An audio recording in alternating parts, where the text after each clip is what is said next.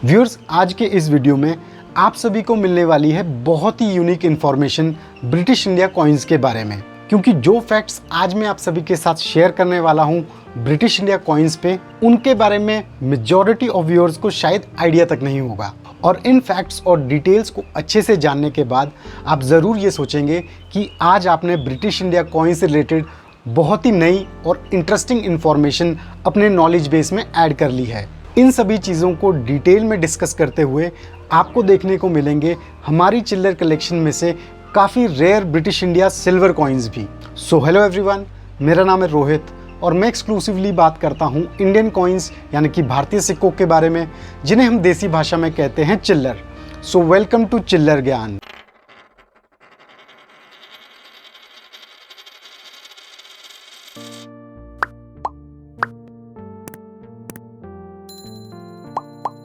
भारतीय सिक्कों की क्विक इंफॉर्मेशन के लिए अब आप ऊपर आई बटन पे क्लिक करके चेक कर सकते हैं हमारा दूसरा चैनल हेड्स एंड टेल्स और पार्टिसिपेट करें एक इंटरेस्टिंग गिव अवे कॉन्टेस्ट में।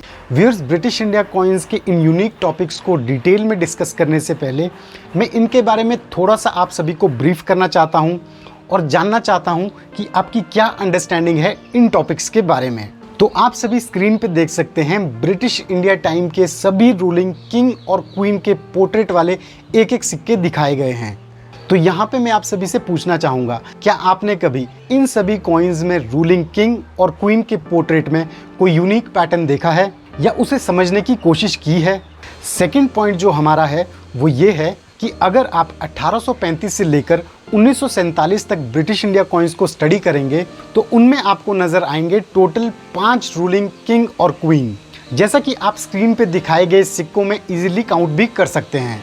तो यहाँ पे मैं आप सभी से पूछना चाहूँगा, क्या आपको इस बात का अंदाज़ा है कि इस टाइम पीरियड में टोटल 5 नहीं बट 6 रूलिंग किंग और क्वीन नज़र आए? तो कौन सा था वो 6th रूलिंग किंग या क्वीन और क्या हुआ उसके सिक्कों का?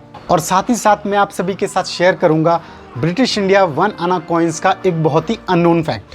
तो अगर ब्रिटिश इंडिया कॉइन्स के ये सभी क्वेश्चंस आपके लिए इंटरेस्टिंग और क्यूरियोसिटी भरे हैं तो जुड़े रहिए मेरे साथ वीडियो के एंड तक, क्योंकि आज मैं आप सभी के साथ डिटेल में डिस्कस करने वाला हूँ ब्रिटिश इंडिया कॉइन्स के इन रेयर फैक्ट्स को। तो अगर आपने वीडियो को अभी तक लाइक और चैनल को सब्सक्राइब नहीं किया है तो फटाफट से कर दीजिए। तो बिना किसी देरी के डायरेक्टली जूम करते हैं इन रेयर फैक्ट्स से जुड़े हुए ब्रिटिश इंडिया कॉइन्स पे और जानते हैं इनकी कंप्लीट डिटेल्स। तो व्यूअर्स, यहाँ पे आप देख सकते हैं हमारे पास है ब्रिटिश इंडिया टाइम में जारी किए गए काफ़ी सारे रेयर कॉइन्स, जिसमें आपको नज़र आएंगे ईयर 1835 से 1947 तक जारी किए गए सभी रूलिंग किंग और क्वीन के एक एक 1 रुपी कॉइन्स। आप अच्छे से इन सिक्कों को देख सकते हैं। जो व्यूअर्स नए हैं ब्रिटिश इंडिया कॉइन्स में, उनकी बेसिक अंडरस्टैंडिंग के लिए मैं बता देता हूँ। 1835 ऑनवर्ड्स अगर हम ब्रिटिश इंडिया कॉइन्स को देखें तो सबसे पहले नज़र आते हैं विलियम IV के ये कॉइन्स, फिर नज़र आते हैं विक्टोरिया क्वीन और विक्टोरिया एम्प्रेस के ये सिक्के। इन्हें आप दो अलग क्वीन्स मत समझना, बस फ़र्क सिर्फ इतना है कि 1840 में जारी किए गए सिक्कों में ये क्वीन विदाउट क्राउन नज़र आती हैं और 1862 onwards queen Victoria with crown नज़र आती हैं। क्वीन विक्टोरिया के बाद फिर नज़र आए एडवर्ड 7 के ये सिक्के और 1911 ऑनवर्ड्स नज़र आए किंग जॉर्ज 5 के ये सिक्के। और फाइनली अगर हम देखें तो 1938 से 1947 तक जारी किए गए किंग जॉर्ज 6 के ये सिक्के।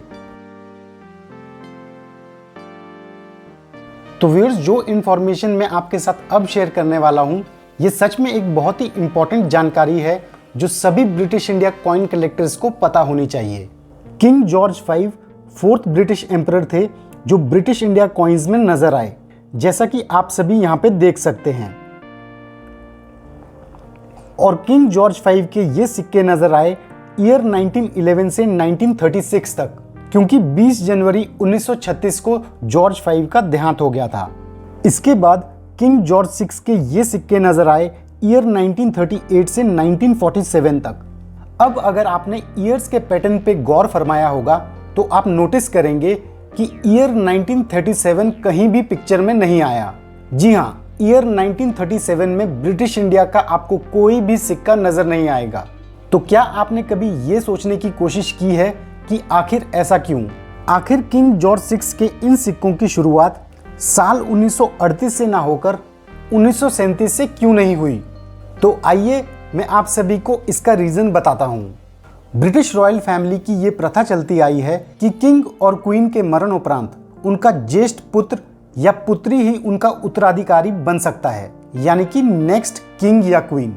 लेकिन इस प्रथा में एक मेजर उलटफेर हुआ साल 1936 में। 20 जनवरी 1936 को जब किंग जॉर्ज V का देहांत हुआ तो कायदे अनुसार उनके बड़े बेटे को ही किंग घोषित किया गया। लेकिन यहाँ पे मैं आप सभी को बता देता हूँ कि king George VI king George V के बड़े बेटे नहीं थे, बट उनके छोटे बेटे थे। उनके बड़े बेटे थे एडवर्ड VIII। इसलिए पॉइंट नोट करने वाला यहाँ पे ये है कि किंग जॉर्ज V के बाद एडवर्ड VIII अगले ब्रिटिश एम्परर बने, ना कि किंग जॉर्ज VI। लेकिन अब क्वेश्चन यहाँ पे ये उठता है कि एडवर्ड VIII क्यों कभी किसी सिक्के में नजर नहीं आए और किंग जॉर्ज VI छोटे बेटे होने के बावजूद भी कैसे किंग बन गए? तो आइए मैं आप सभी को बताता हूँ।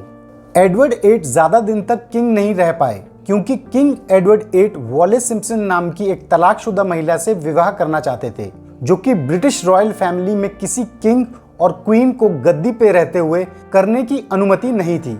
इस कारणवश एडवर्ड VIII को गद्दी या वॉलेस सिम्पसन में से एक को चुनना था और उन्होंने फाइनली वॉलेस सिम्पसन से विवाह किया और अपने किंग की गद्दी से रिजाइन कर दिया 11 दिसंबर 1936 को, जिसे इंग्लिश में एब्डिकेशन कहा जाता है।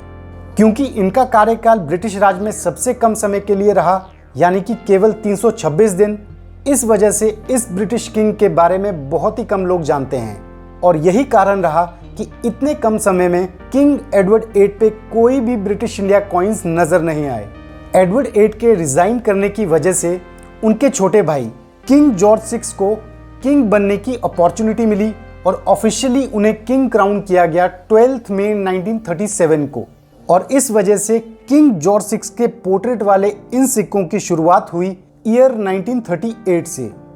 तो है ना व्यूअर्स, 1937 में कोई भी ब्रिटिश इंडिया कॉइन ना होने की ये इंटरेस्टिंग हिस्ट्री बहुत ही यूनिक। क्या आपको इस फैक्ट की जानकारी पहले से थी या ये आपके लिए नई जानकारी थी? आप हमें जरूर बताइए कमेंट सेक्शन में। व्यूअर्स, आप सभी इन कॉइन्स के ओवर साइड में किंग और क्वीन के पोर्ट्रेट को जरा ध्यान से देखिए। अगर आप ध्यान से नोटिस करेंगे तो आपको किसी किंग का पोर्ट्रेट फेसिंग राइट नजर आएगा और किसी किंग या क्वीन का पोर्ट्रेट फेसिंग लेफ्ट नजर आएगा।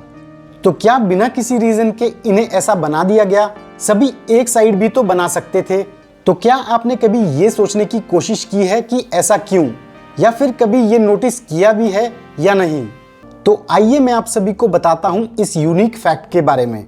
ब्रिटिश इंडिया कॉइनेज में एक प्रोटोकॉल होता था। सिंपल भाषा में हम कह सकते हैं एक रूल होता था कि जब भी किसी नए किंग और क्वीन के सिक्के जारी किए जाएंगे तो जिस डायरेक्शन में उसके प्रीवियस रूलर का पोर्ट्रेट होगा उसके ऑपोजिट डायरेक्शन में ही उसके सक्सेसर यानी कि उत्तराधिकारी का पोर्ट्रेट नजर आएगा।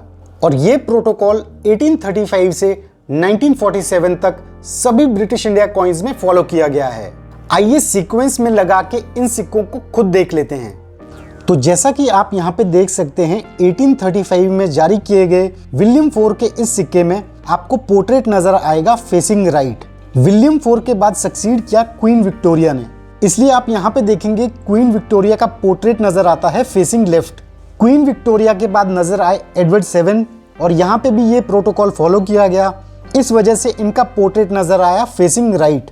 एडवर्ड VII को सक्सीड किया किंग जॉर्ज V ने और यहाँ पे आप देख सकते हैं इनका पोर्ट्रेट है फेसिंग लेफ्ट।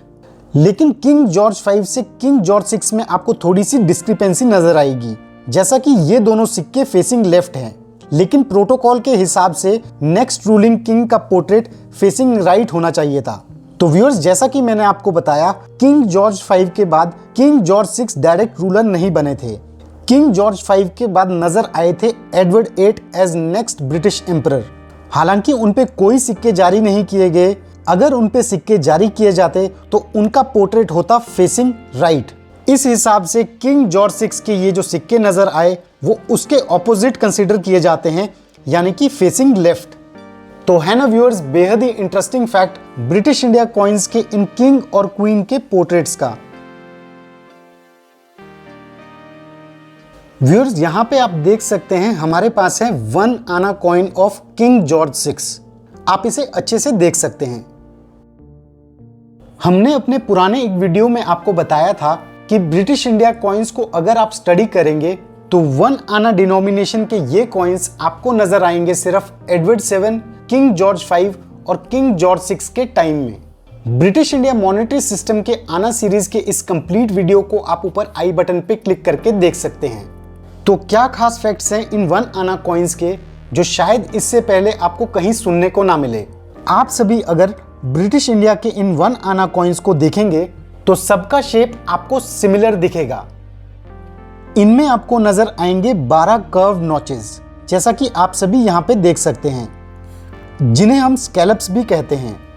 जैसा कि हमने बताया था कि एक आना में 4 पैसे होते हैं और एक पैसे में होते हैं 3 पाए, तो इस हिसाब से एक आना में हुए 12 पाइज।